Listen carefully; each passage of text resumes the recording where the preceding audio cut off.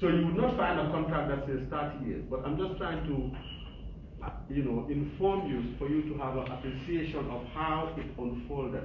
But the initial discussion was 30 years. But by the time we were signing this contract, the lease term has moved from 30 to 35 years.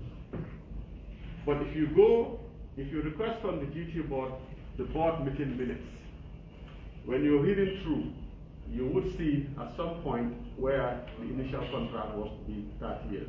Because the board requested that we do an analysis to prove to them the benefits that would accrue to the GT board, and to assess if what Chant is saying is true as to whether he needs 30 years. Because if I come to you and tell you that we're going to make this investment, this is how much it's going to cost us, and we want a lease term for 30 years in order for us to recover our investment. Now, I should be in a position to make an assessment to see whether the 30 years that you're requesting for is genuine or not. So some assessment was done. And all of this should be in the files of the Gambia Tourism Board. Because we have done a cost-benefit analysis, in which we have done NPV calculations, net present value calculations, to see whether 30 years is too much or 30 years is too small. Because the board needed that, the head of the finance committee of the Gambia Tourism Board needed that in order for them to give their support on this. The late 𝐿, he was part of the board of directors, and he was the head of the finance committee. He was the one who tasked us to do a cost-benefit analysis on the basis of which was used to determine whether Chant is asking for too much, the 30 years is too much, or the 30 years is fair. But all of this documentation should be at the Gambia Tourism Board. Thank you, Mr. Romo, for putting us through. But may I further ask, what's your knowledge on the implementation of the said agreement after your revelation of what your knowledge of the contract was? Well, the contract for me was pretty straightforward. And up until the time I left the Gambia Tourism Board and went to the ministry, everything was on track. We had a supervisor. Yes, occasionally there are delays in terms of the submission of the quarterly report that we agreed with the supervisor. But the reports were coming. Because this was a project that was conceived under my watch, and I had interest in it when I went to the ministry. And the ministry was also supposed to occupy part of the building, so we had interest in the progress of the project. Now, the project, if my memory serves me right, was supposed to be completed in 2016. I cannot remember exactly in what month in 2016, but if you read the contract, it did specify that it was 2 years, and I think 2 years from start, or something like that. Yeah.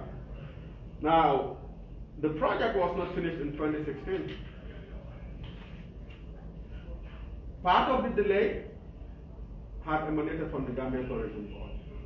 And the delay was as a result, you remember, we recall the Ebola that we had in this country. Tourists were not coming, so the payment of the $225,000 met with some challenges. I believe it was subsequently paid. I believe what was paid was even actually more, because $225,000 at the time that this project was being conceived, I think the dollar was around 40, 41, I can't remember, 42 or thereabout. Yeah. So there were delays. The proprietor of Construct Limited have occasionally called me to complain in terms of some delays, because the GT board was, apart from the funding of $225,000, it was supposed to be paid in 3 tranches, 30%, 30%, and 40%. Apart from that delay, there was a delay from the GT board in terms of providing certain information that the contractor, Construct Limited Farasham, required in terms of putting in place a generator. Because I have had a couple of complaints from Farasham, and I have to engage Fatu BI, who was the director of product development, and also the finance director in terms of them to support and ensure that they provide on a timely basis the information that Shams needed. Now, there was also another delay on the part of the Gambia Tourism Board because there's a schedule that is attached, and that schedule was provided to Farashams in terms of how the offices of the Gambia Tourism Board was to build the specifications. So providing that schedule also met with some delays. So because of that, there was some delay. But I think the project was inaugurated, I think, latter part of last year, and it took some time to complete. Now, we left office, in January of 2017, and since then, to tell you the truth, I have not followed up on what was happening at the project. Thank you, sir. In fact, we would like to also, as far as the contract was concerned, and we all know that the contract was concerned, the end result, after your knowledge is concerned, would you like to tell us if you have any knowledge whether the project is completely finished? And what was also contained in the agreement was implemented as to house the GT board and equally house the Ministry of Tourism and Agriculture, whether this is finally in effect, if you have any knowledge. Well, that is not it. The DG that was subsequently appointed at the Gambia Tourism Board, Abla Haidara, whom I worked with at Gaiba. Of course, we talked. We are personal friends. And at some point, he had informed me that the GT board and the Ministry of Tourism and Culture were thinking of coming out of this agreement in terms of the complex housing the offices of the Gambia Tourism Board and the Ministry of Tourism and Culture. Actually, what prompted that conversation was when the GT board went and occupied their current office at what was formerly Dream Park. Because I had inquired from them and said, I don't understand why you're occupying this place when you have an office that was tailor-made as per Schedule 2, I think, in which most of the officers had their offices, and it was customized for you. And that was when he said, well, that project has been overcome by circumstances, and it is unlikely that the GT board will occupy that outfit as its office. I said, okay, fine. That was where I left it. So in terms of your question, yes, the GT board is not occupying that office. Neither is the Ministry of Tourism and Culture occupying that office. But I don't have any details in terms of why that is or why that is, the reasons why they would have opted out of the agreement. I do speak to Farasham. I've known Farasham since in the late 90s, and I used to manage his account when I was at Standard Chartered Bank, because I was the one who was responsible for all local business portfolios, the big businesses. So it was since then that I knew Farasham. So we talked.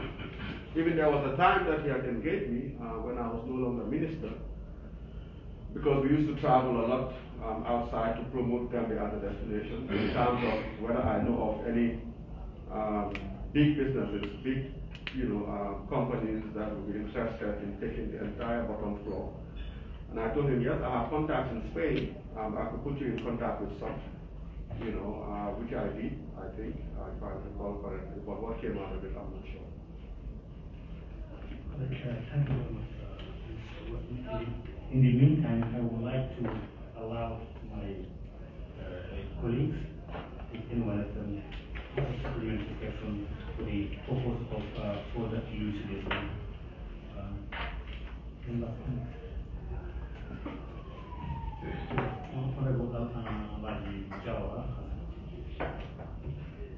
Thank you, Honorable Chair. Witness, my question is, how was the agreement reached for GT Board to contribute 225,000 meant for the extension of the building to accommodate Ministry of Tourism? Yes, the $225,000 was asked for the reckoning of Parasham, who is the contractor, if you will, of this complex. So when he had provided that figure, we had taken the figure to the ministry to say that this is how much the contractor is saying that this is what it's going to cost to include you to provide your office space. Now, at the level of the GT board, they will tell you initially we were not amenable to the ministry being within the complex. But that's another internal matter. The important thing is ultimately we have caved in and we obliged to the demands of the ministry. But to answer your question directly, did the Gambia Tourism Board do or undertake any financial modeling to ensure that we were not being asked for too much by Parashams? No, we did not. Was the amendment taken to the Board of Directors? Yes, it was. Was it taken to the ministry? Yes, it was. And looking at it, the Director of Product Development, Fatu BI, supposedly has some knowledge in terms of these issues. So when we look at it, I think the space of the ministry would have about 400 and something square meters, and it was agreed that it was a fair value. So this is what it is. This is what it is. But the $225,000 came from Parashams to us. That this is what it was going to take for the office of the ministry to be included. In the complex. Right. We have an additional supplementary. Just be able to. Sure, no problem. Thank you, witness. Initially, you informed us that what you want to go in partnership with regarding to the ADP. He pledged to coin for 6 million, right? 6 million, and when do you do your feasibility study? The amount, the total amount that you guys are looking for is 11 million. So now, if you calculate $225,000 in those days, when the dollar is around 41 or 42, it will be 9,400,000 and something. So plus 9 million plus 6 million is how much? Almost 14 or 15 million. So what's happened? Why is it that the figure is increased to that? Could you please clarify that for us? Okay. Let me clarify on that point. What I said was that when Fajara Waterfront, when the land on which Fajara Waterfront was allocated to Construct Limited, to construct Fajara Waterfront, there is an agreement that was signed different from this one. But note at this time, this was in 2011, I was not at the Gambia Tourism Board because I came to the Gambia Tourism Board in 2012. Now, in that contract that was signed, and this is Fajara Waterfront, there was an agreement that for the allocation of that land on which Fajara waterfront is built, Construct Limited would provide $6 million towards the construction of the Gambia Tourism Board head office. Now, when I engaged the Gambia Tourism Board at the time, in terms of how much money we have for the construction of the Gambia Tourism Board head office, I was told that the total budgeted amount or targeted amount was 11 million. 6 million from the pledge that Farasham has made on the basis of the allocation of land on which Fajara waterfront is built, plus the 5 million that was already earmarked in the books of the Gambia Tourism Board. So if you add those two figures, that is what should come to 11 million for the Gambia Tourism Board to use to construct its head office. Now, $225,000 is totally separate from those two figures. You understand? The $225,000 came as a result of the ministry wanting to have their office within the complex of this contract. Yeah, because the 6 million and the 5 million, the 6 million from Shams towards our head office, and the 5 million that we had budgeted for the construction of our head office became redundant once this contract was signed. The $6 million was never given by Shams because it has been overcome by this agreement. So the 6 million is null and void. The 5 million that we had budgeted is null and void. Thank you very much, Mr. Ward, for the clarification.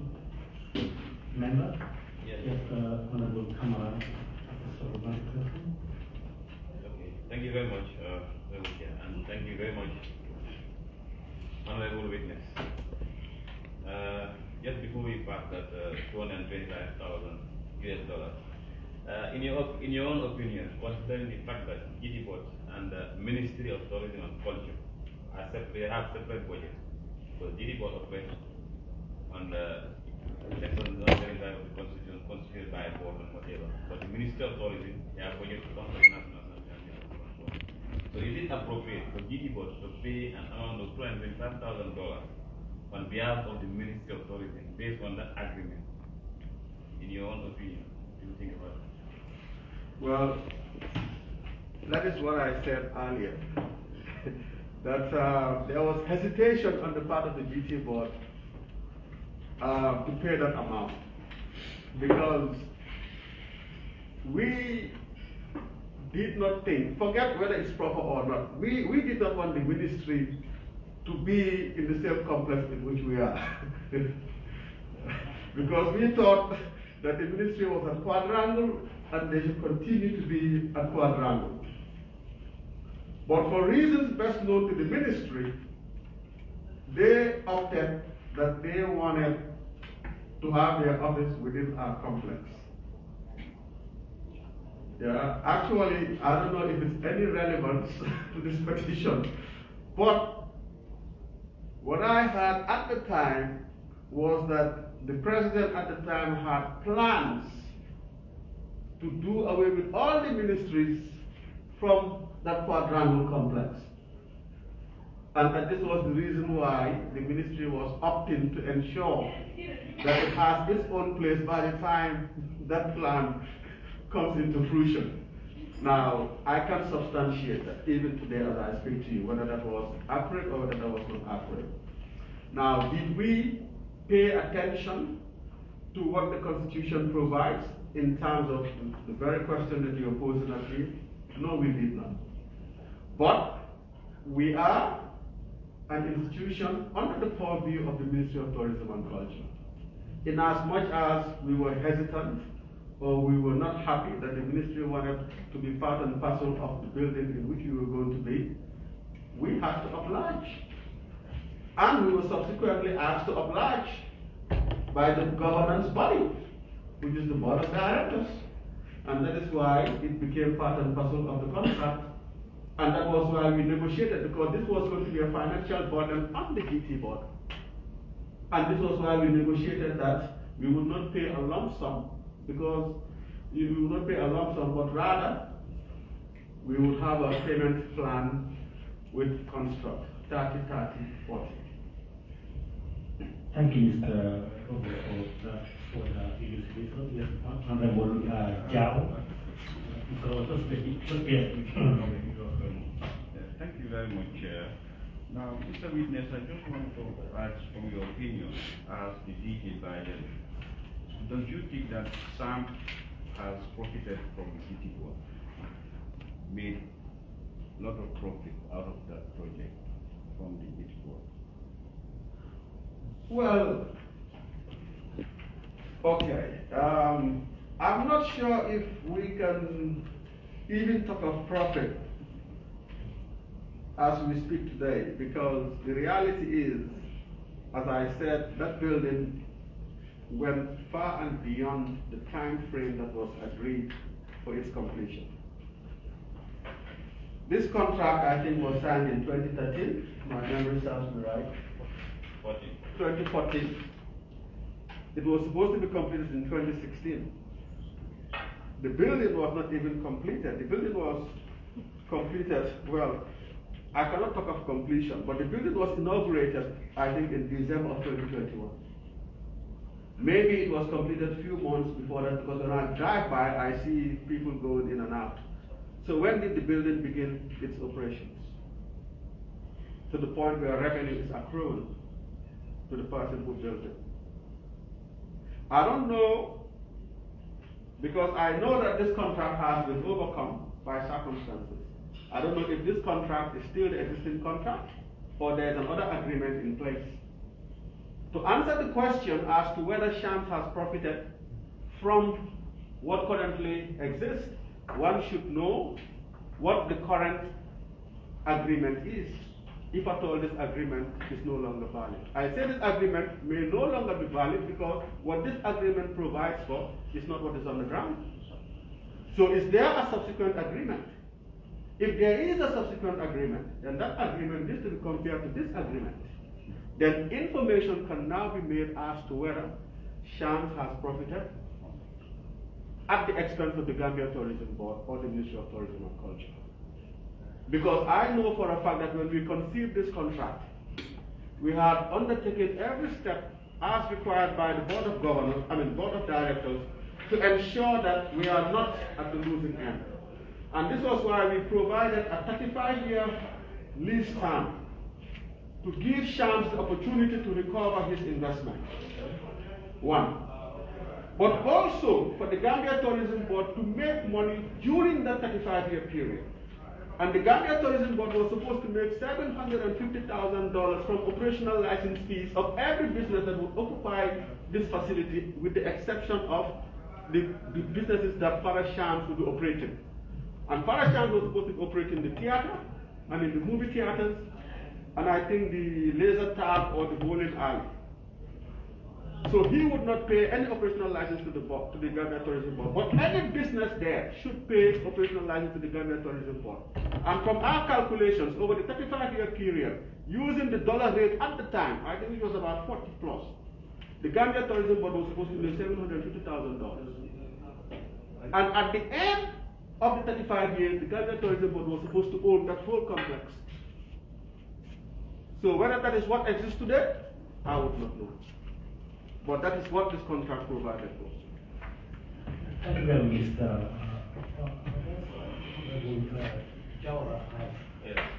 For that supplementary question. Yes, thank you, Honorable Chair. Honorable Robert, I want to ask you whether is it in line with the GT Board Act or the Ministry of Tourism to instruct GT Board to do something, in your opinion, which is not in line, and the management or the Board of Directors accepted that? Is it in line with the GT Board Act? Yeah, the GT Board Act clearly stipulates that the GT Board is under the purview of the Ministry of Tourism and Culture. And being under the purview of the Ministry of Tourism and Culture, the ministry is responsible for policy, and the Gambia Tourism Board is responsible for implementation vis-a-vis tourism matters. So yes, the ministry does have the mandate to engage the GT board and to request certain things from the GT board. Now, if you go to the GT Board Act, it would not specify specifically in terms of what the ministry can ask and or not ask the Gambia Tourism Board to do. But in principle, the the Gambia Tourism Board is under the purview of the Ministry of Tourism and Culture. I mean, we are like, I don't know how to say it, mother and child, maybe. They oversee us. They provide oversight on matters of policy, and we implement those policies that they have conceived.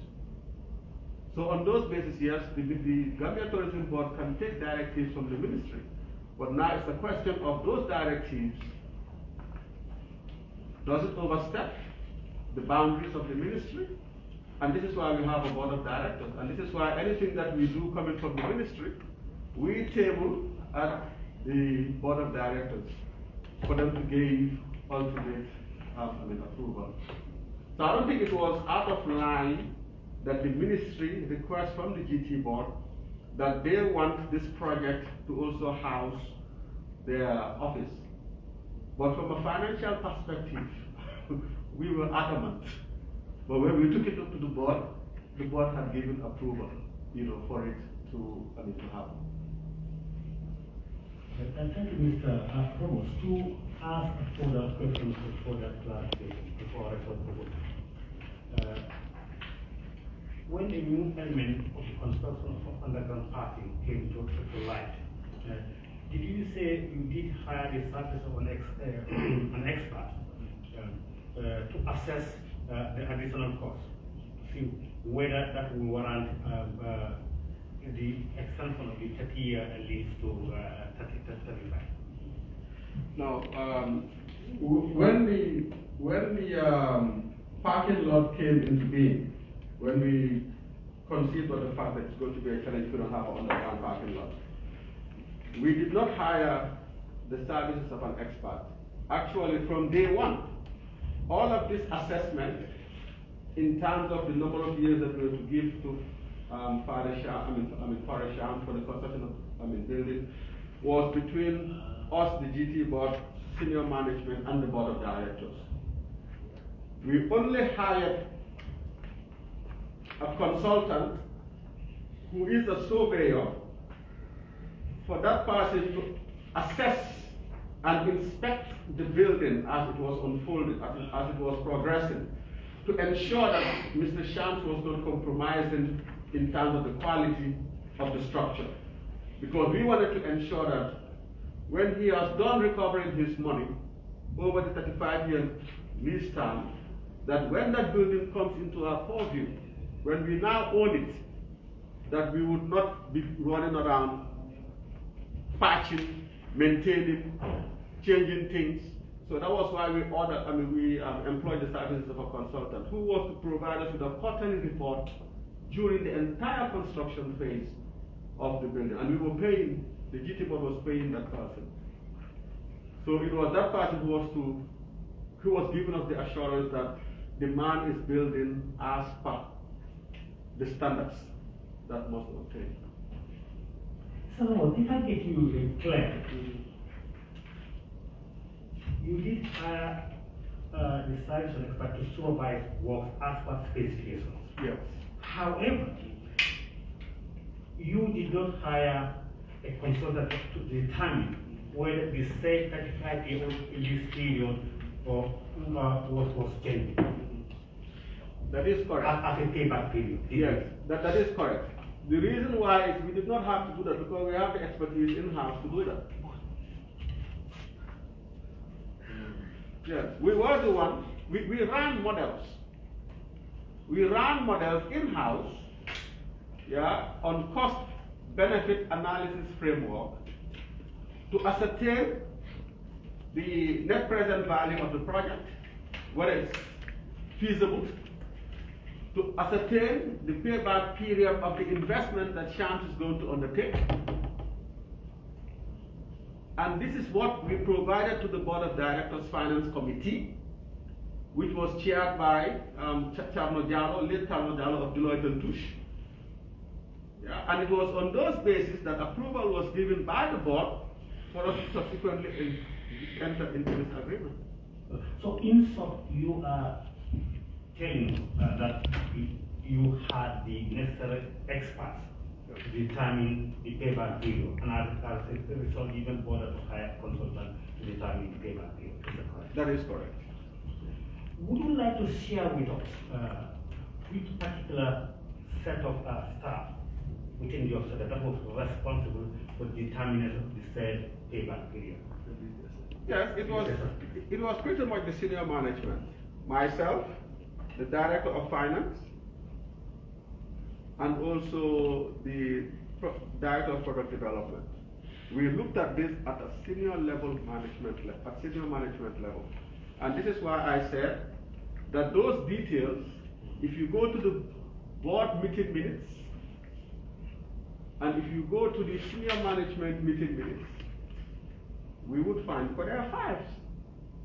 All of these documents should be there. The model that was run, the analysis that was done, it should be there. Thank you. I don't want to go further. I was going to ask whether those facts, the basis of the determinant for the payback period was used, but not just information that perhaps we will go for and look for those information. Because the payback period must be based on a cost. Yes. It costs 100,000. If you divide it by the number of subs, that will take 10 months or something like that. That was the yardstick you used for the determination of the payback period. Yes. If that's correct. Thank you. Honorable Yes. So just be a big question because yes, I want to ask this question because if you look at the manner the way Construct was engaged to construct the GT board, head of this contract model, would you say, in your opinion, that the Ministry of Tourism and GT board complied with GTPA regulations? If you know, if you feel that it has not been, what do you know? I think they comply with the regulations. They complied with the regulations? Yes, because what are the regulations? The regulations are that the Gambia Tourism Board, is an entity on its own.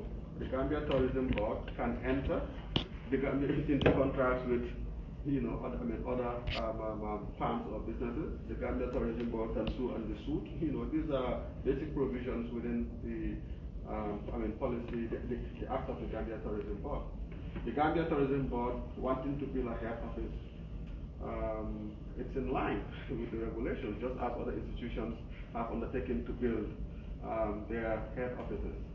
Now, the Gambia Tourism Board have not entered into a contract with Construct to build a head office without going to this board of directors. And I actually forgot to make mention of this point. The Gambia Tourism Board did share this contract and wrote to the Gambia Public Procurement Authority to get approval for what we were entering into. I forgot to mention that. Thank you very much for that value. And that letter should equally be at the office of the Gambia Tourism Board. Thank you very much for that value. Well, member have something question?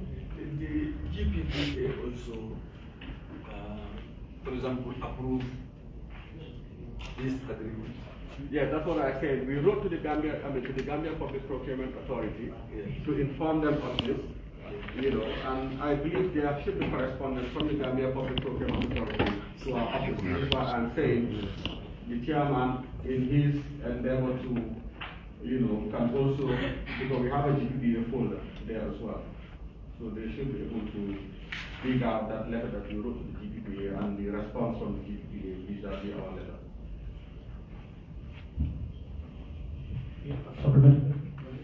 Yes, the follow-up question is that I'm not sure whether there was any monitoring team that was established to monitor the construction of this site. Was there any monitoring team established by the GT? Well, there wasn't a monitoring team as in the Gambia Tourism Board going and monitoring what is happening. but we employed the services of a consultant, a surveyor, to provide us with quarterly reports in terms of what this agreement contained. And specifically, we were interested for that surveyor to ensure that all the materials that were being used for the construction of this office were as per the specification of what Sam said he was going to do. And the reason why we did that is, I mean, we are not technicians. Yes, we have a technical arm at the... Sorry, my apology for just taking back. He stepped out briefly when you answer that question. Okay. So we will give you okay, thank you. He adequately addressed that. Okay, sorry. If Honorable 𝐍𝐀𝐌 member for Woolly, is also a member of the committee. Like I told you at the beginning, Honorable Learning and Contract, member of the committee, Honorable for Congo is Honorable Fatmata Jawa Kalemi. Yes, sir. And Honorable 𝐷𝐸𝐻-𝐸𝐳, nominated member, is also a member of this committee. So for your information. Does any member have this many questions?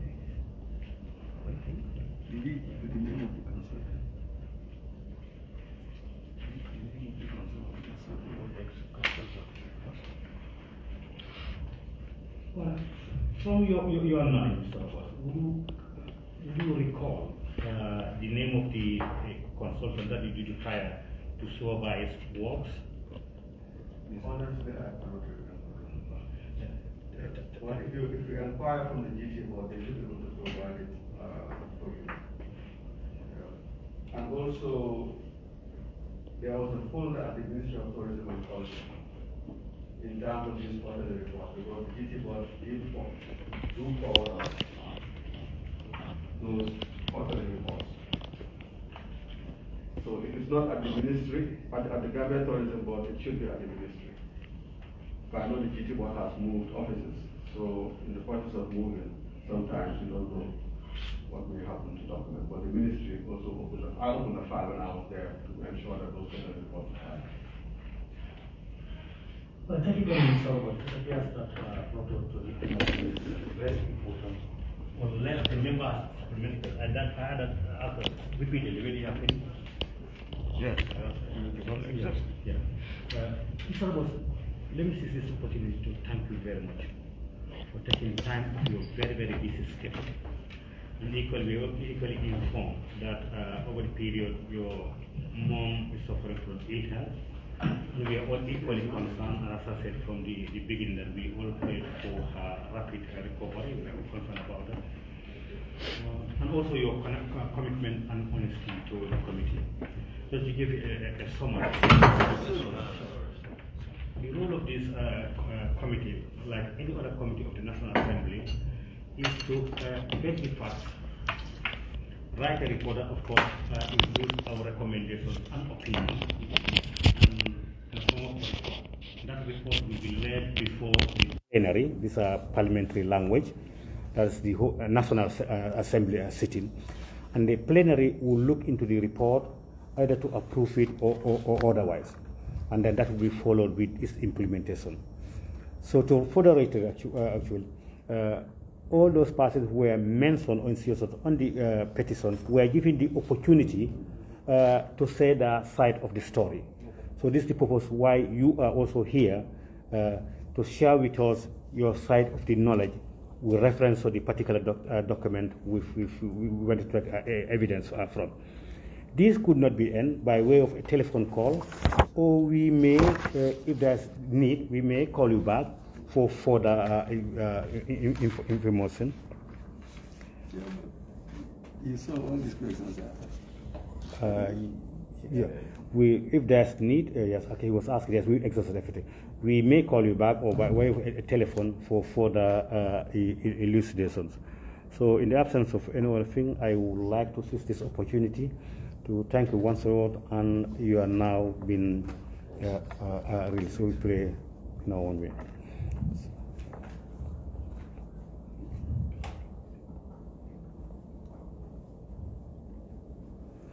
Thank you very much, sir. Thank you, all of us, our friends in the media fraternity. Thank you so much for accompanying us. Wish you well, honorable members. Thank you. Members would like to stay out for a few minutes. Yeah. Right. Thank you. Okay.